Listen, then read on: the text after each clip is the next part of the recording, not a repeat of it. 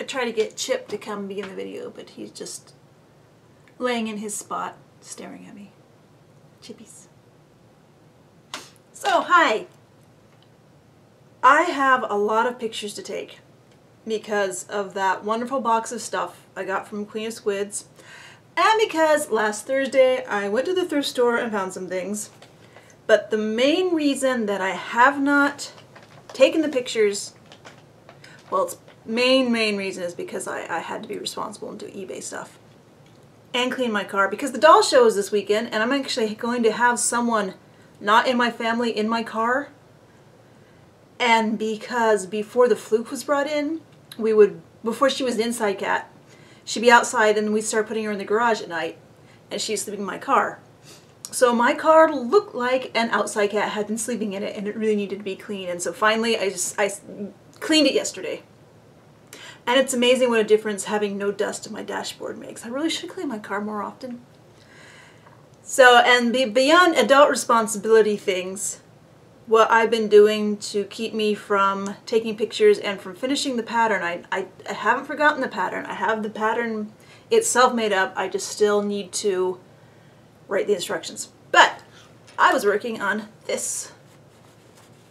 This is the Madame Alexander Leslie I thrifted last Wednesday, and I showed her to you in the picture, and I'd only had her last video, and I only had her a few hours and wasn't really sure what to do with her.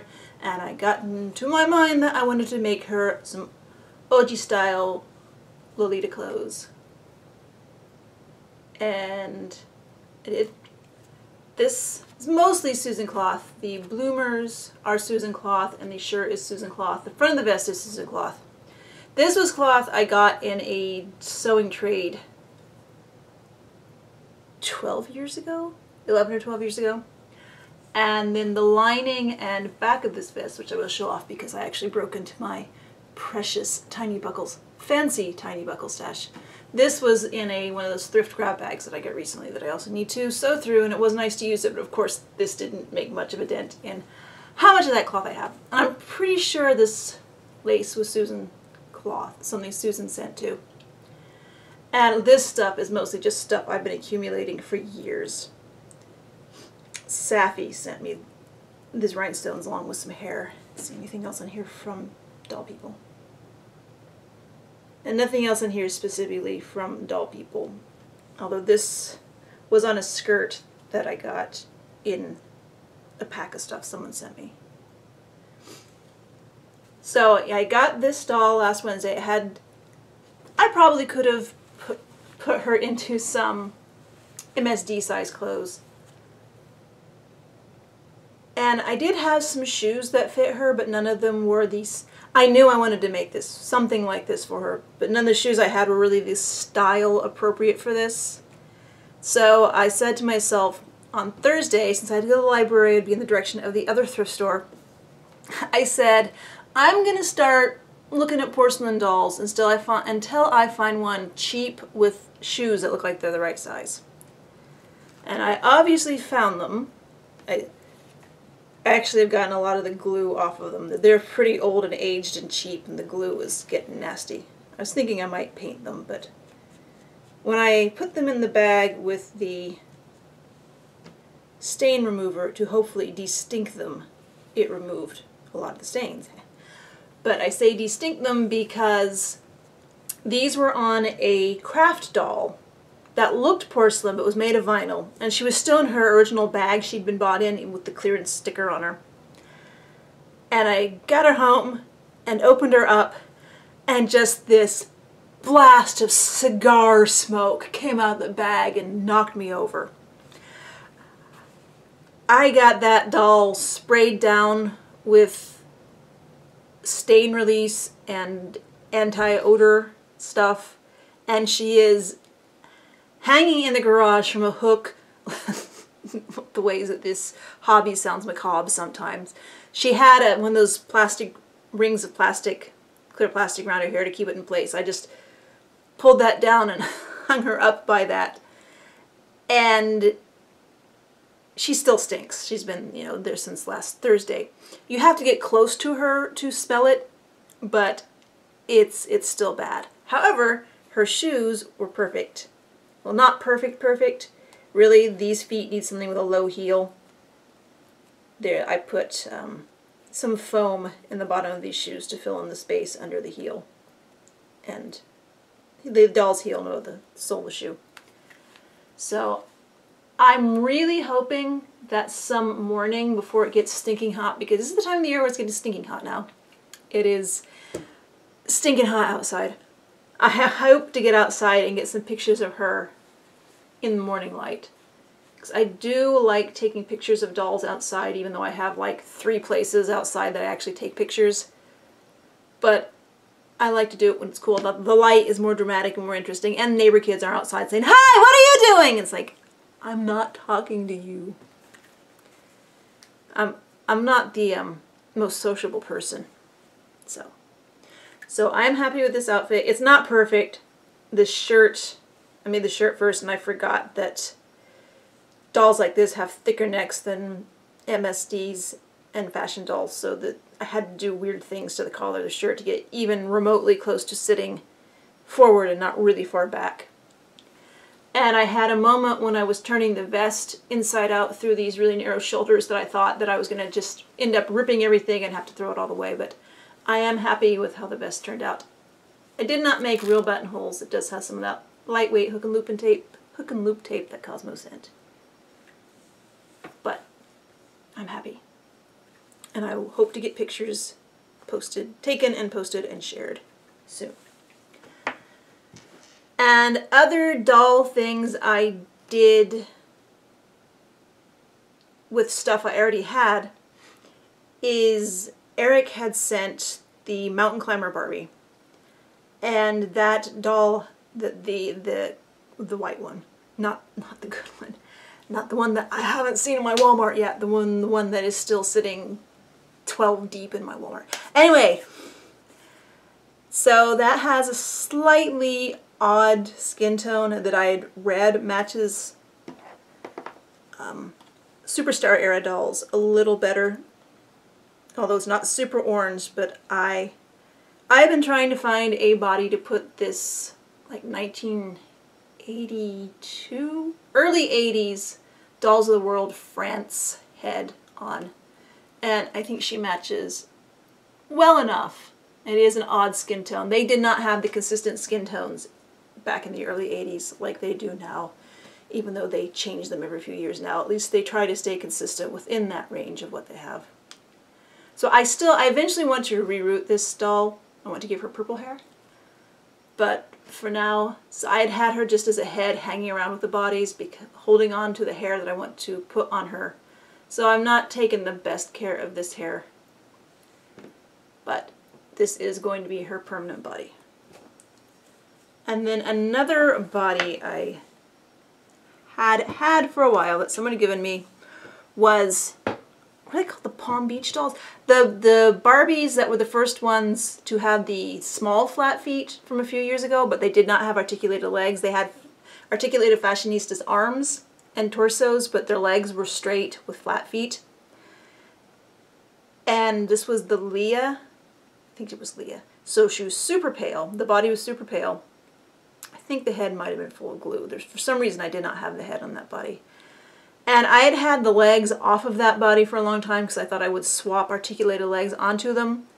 But I decided over the weekend that I would put the articulated legs back on, just because I had all these other legs that I was going to swap onto bodies. And the articulated legs actually didn't fit the hip pins on this body, so I put original legs back on. But then I had a thought, since I was going through my parts box, I had a pair of lower legs from some Project MC Squared, a Project MC Squared doll. I mean, that's all I'd found of the doll on the random toy table was the legs. Not the doll, just the legs. So I actually, taking inspiration from Cosmo and everybody else who's been taking the legs off of like the DC superhero girls, taking the lower arms and lower legs and putting them onto Kirby dolls and Petite Kens to give them, or small, I don't remember, short Ken, I don't remember what this is called. They cut off the original lower arms and lower legs, drill into them, and put the limbs from the other dolls on to give articulation. So I took this ultra pale body, cut the legs off, still it's not the prettiest cut, and put the Project MC squared legs in. I had to trim the way the Project MC square legs, I'm not going to try to take them out because I had to boil the vinyl of the upper legs to make it soft enough to go back on, to go in. But there was a flange to help keep it in the Project MC squared legs, but it was square. So I had to trim the edges off of that to make it slightly round and get those in. And then this was a head I had that was pale enough to match. So, of course, I don't have a lot of shoes that fit these feet, but these old young sweethearts Melinda shoes are fine. And I will probably repaint her eventually just because the eyes aren't exactly centered. And I'm still trying to get the hang of putting the foam in the hair in a way that's not too visible, which from back here I can see a lot of the gray foam. Okay, other things I found on that random toy table last Thursday. I found two Mycene dolls that hadn't lived the best life. They both had extreme haircuts, although it looked like once I started trying to trim the hair to make it even, they had been in ponytails and the ponytails were cut off. So it's shorter in back and longer in front, which I've been known to cut my own hair that way, so I kind of knew what to do to fix it.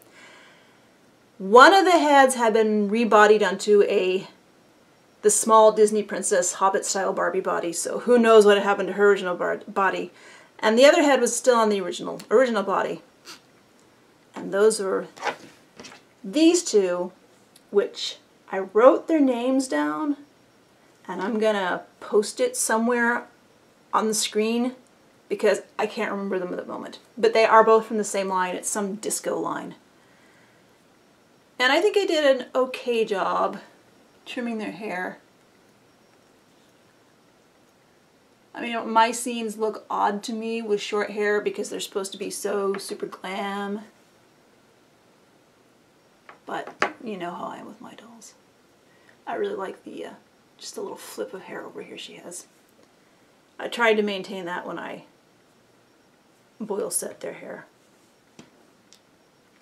This was the one that was on the small Disney body, which she has the more standard Barbie skin tone, so it was pretty easy for me to get into my box of bodies and give her a regular belly button Barbie body, which is what the Mycenes used.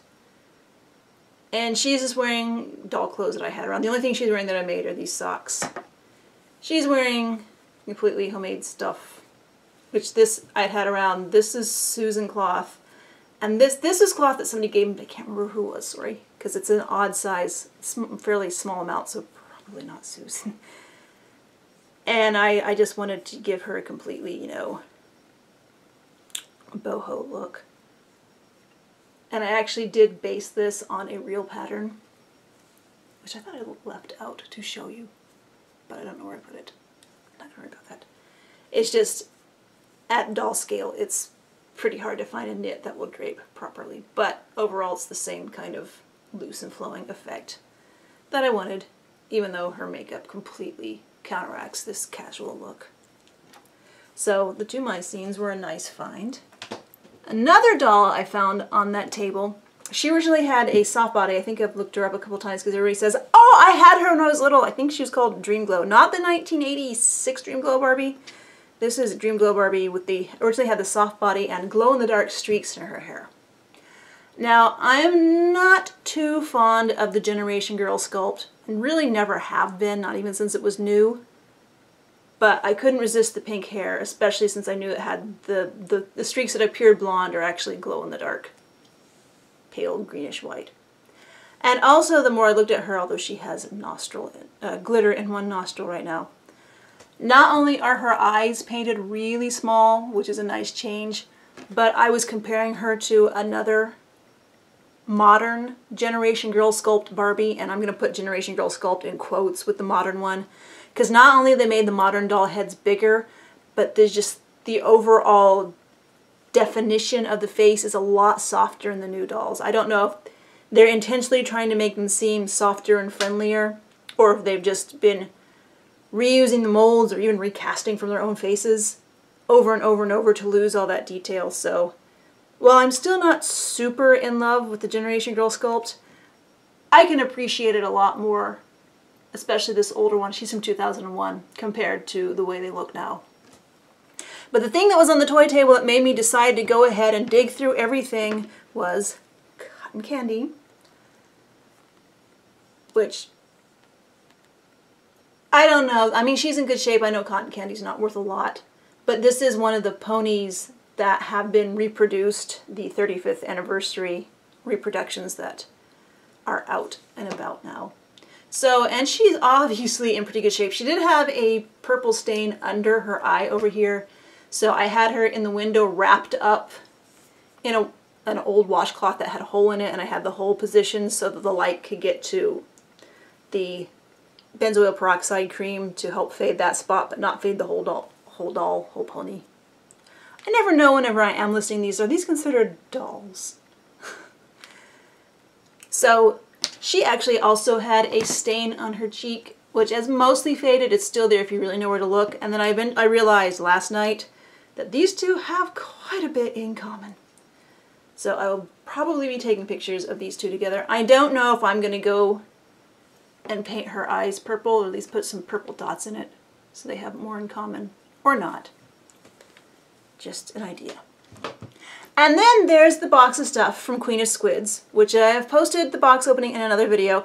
And I went back and Queen of Squids posted her box opening of the stuff I sent her, and I added that link to the caption of the other video. I will try to remember to add it to this one too. If I don't, poke me and I will give it to you. So the things from that video, well, I also had Andy in the window with benzoyl peroxide cream on his nose because it is a little bit yellow.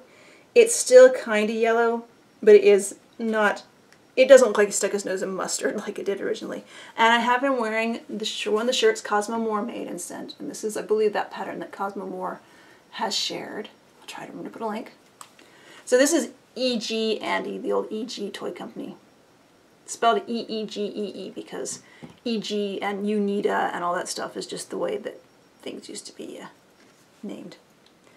Wearing a pair of pants I made that don't quite fit him.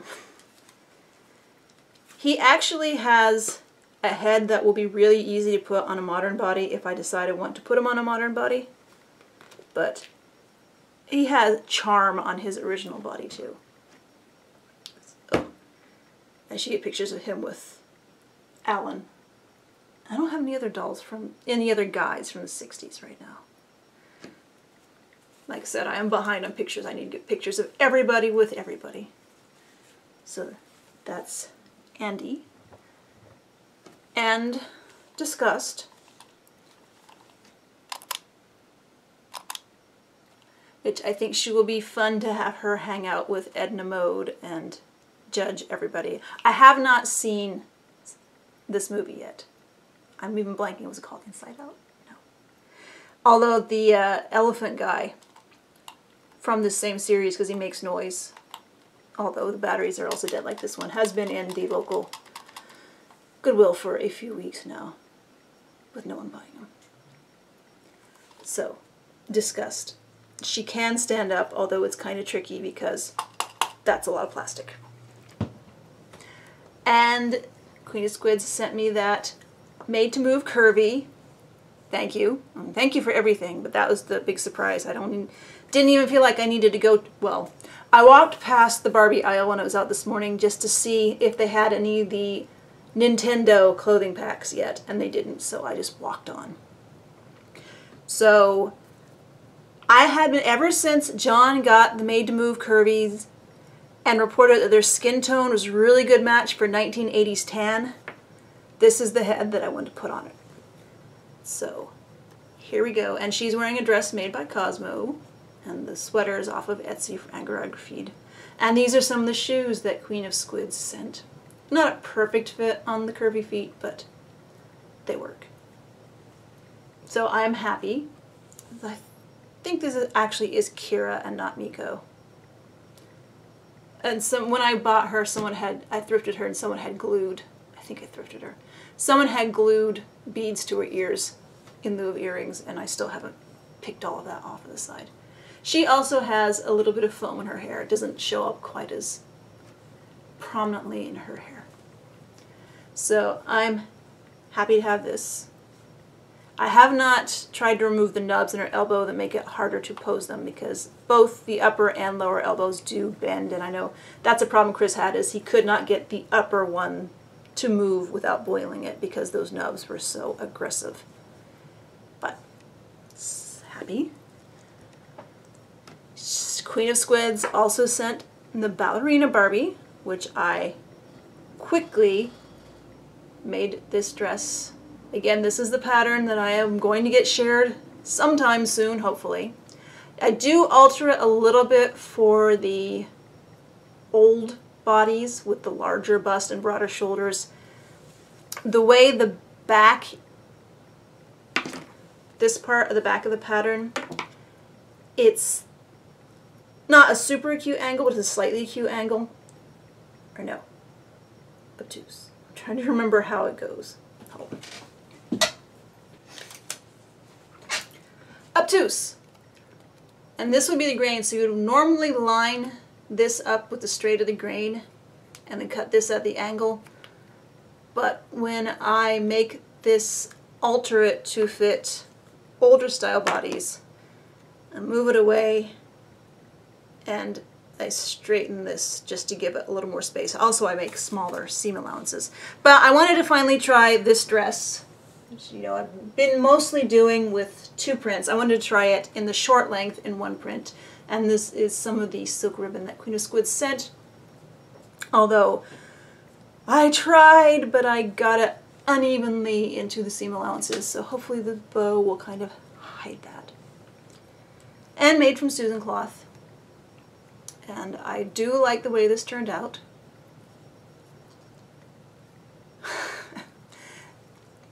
I tried to show in the video this doll has intentionally loose legs so you can have her do kicks and things.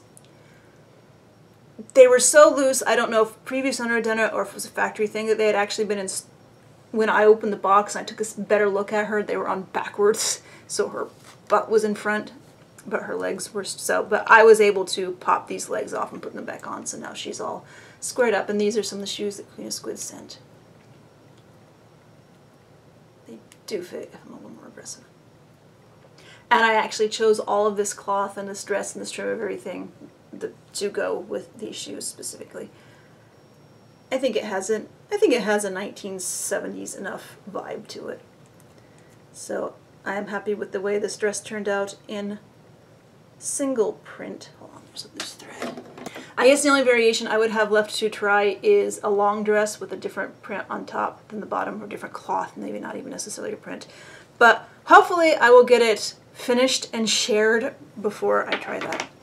And then the other doll that Queen of Squids sent was the Silkstone Barbie with the missing fingers. It was obvious that her fingers on her right hand originally been like this, although much longer than my stubby fingers. And this finger was missing and this finger was missing, and that's how they were when she thrifted the doll.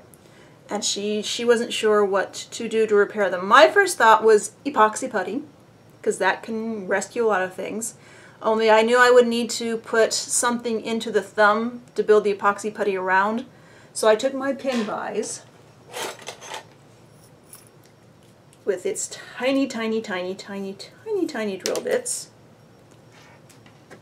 If you don't know what a pin vise is, it's so you can drill tiny, tiny, tiny things.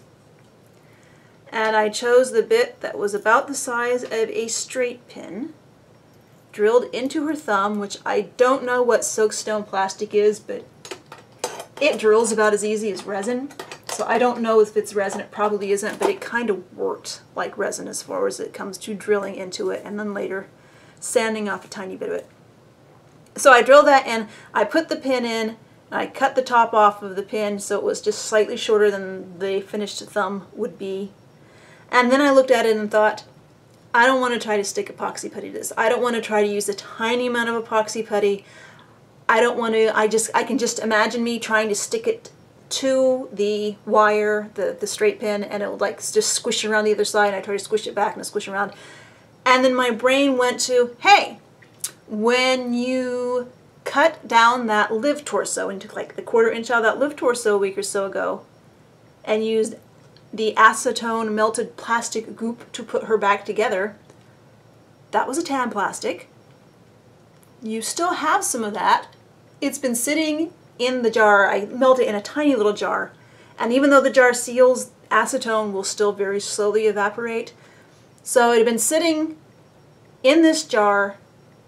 The plastic was completely melted. It was super smooth, but it was getting thick because the acetone was evaporating. So I took the toothpick and I globbed that around the pin, and I decided instead of having the finger like this, it'd be easier to just build it up like that. And I globbed that over there, and it looked like it was going to work. So I let that dry for a few hours. It dried a lot faster than when I do actual body mods, because that's a huge amount, and it will like form a skin, and that skin will keep it from drying, although acetone is evil and will always evaporate. Open windows.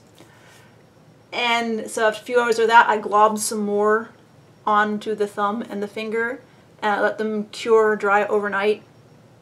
And the next morning, I thought I would sand, but my husband suggested using files, and I do have files, so I got files out and filed the big lumps off, and then I sanded, and then I grabbed some paint that doesn't really match the rest of her fingernail polish because they're a little small, they're still lumpy, they're not great, but there's her new fingers.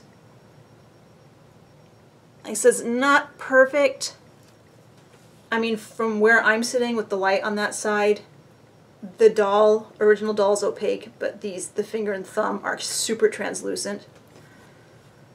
But I say, as far as just in pictures of her casually, I won't have to hide her hand in her skirt for the missing fingers like I thought I would. I think it's going to work pretty well for pictures.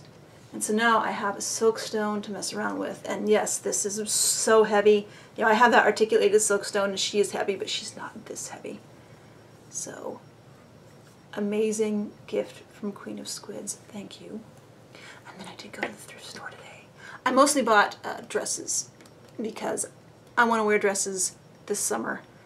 And I know I have patterns and I can make dresses, but maybe I get a jump start on wearing them if I have more that I don't make and I want to make. And eventually get around to making. And the only toy thing, only doll that caught my eye was this. This is terrible and fantastic. And originally around her neck was this, but as I pulled it up to look at it, the the cord that was holding on her neck just disintegrated. So if anyone knows what this logo is, I would appreciate it. It's just the same thing on both sides. There is not a tag anywhere.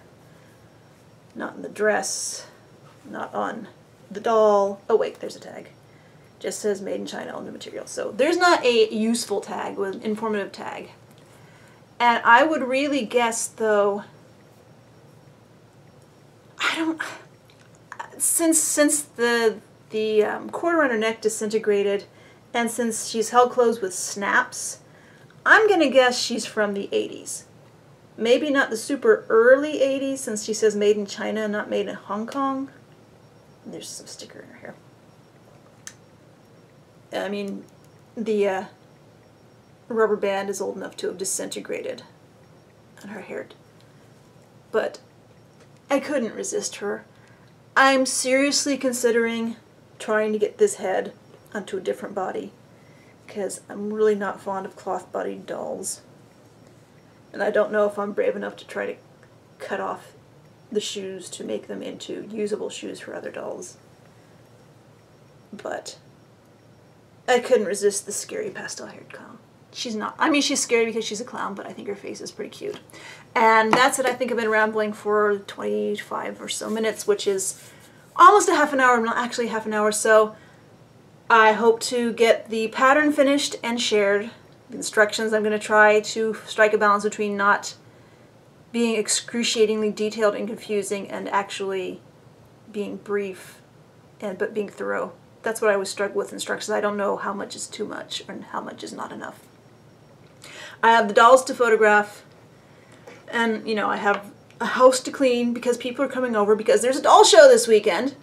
So I may or may not have interesting things to show you next week, but I always try. Gotta keep you coming back for some reason. Thanks for watching.